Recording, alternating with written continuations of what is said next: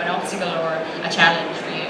I think, in some ways, I think, oh, why can't I just tweet this really controversial opinion right now? But you have to be smart about what you post, obviously, and you do have to have a really great sense of self and know who you are and what you're trying to represent. And I'm a person, but at the end of the day, you almost have to see it as a brand in a sense, because you have to portray yourself as you want. What do you want people to think of when they hear your name? And a lot of thought goes into it. So it is my life. Obviously, it's me. But you do have to think about these things, which is a little bit weird because I'm just living my life day to day. So, Simon, I want to bring up this photograph because in many ways this encapsulates so much change in the industry, doesn't it? I think that's right. It's from the front row of a Burberry show, and originally, and still technically, a fashion show is a B2B event. It is for a designer to showcase their upcoming designs to the retailer base, to the editors of the magazines, to the buyers from the department stores.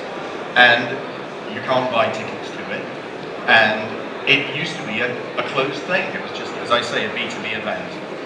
Burberry, of all brands, have been the leaders in embracing social media, using it to their advantage. And they turned their show into a spectacle. They, for several years now, live stream it. It's the only show that actually starts on time, because they know they've got millions of people in China who've stayed up late into the night waiting to view the live stream. And the front row itself has become a really big thing to be on. And from our point of view, we see Burberry communicating on lots of different levels at that one show. We see it as a trade event. We see it as an amazing social event, which then gets spread through social media.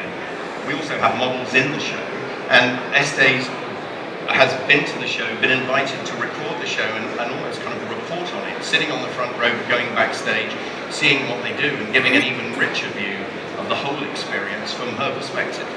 So you have Kate Moss in that image there, and Cara Delevingne is obviously huge on social media. Her personality really comes across. But when do you think was the moment that the penny dropped? You know what? Social media is really important to how we work now. Yeah. Was there a moment in time when you went, well, whoa? I think, we were always amazed by Burberry. They were pushing the envelope the whole time, and we were running to keep up with what they were doing and trying to understand it and the impact it would have on our talent and how they could respond to that. But of one moment that sticks in my mind, it was probably 4 or 5 years ago, and Kate was doing a launch of one of her collections at Topshop, and it was set in the front of their big store, 214 Oxford Street. And there were banks of paparazzi and photographers. The whole thing had been meticulously planned as a professional event, and Topshop did a fantastic job at that. But what actually happened when she kind of came out was that in the stationary traffic that was sort of crawling up Oxford Street at the time, a double-decker bus just stopped, and suddenly we saw all the windows just full of people filming it, taking pictures, and then doing it on social. And that wasn't planned by Topshop, but it just happened.